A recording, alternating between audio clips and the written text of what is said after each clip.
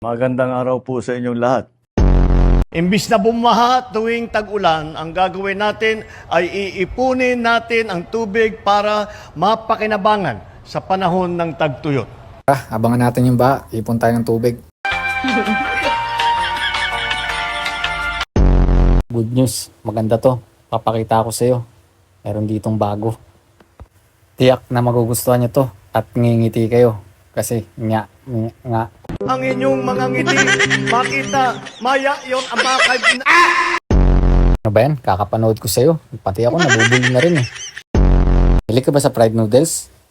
Yun, sakto. Meron sila dito. Yan, kung nakita niyo yung fried noodles nila, 50 pesos lang yan.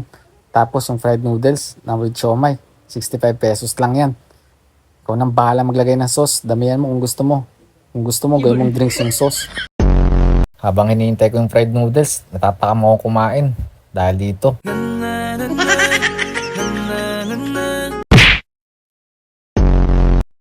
Masarap, minsan.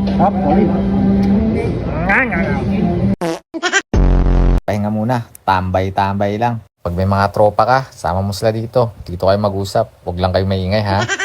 Parang ganito, chill lang kami mag-usap. Tapos sabay ganito.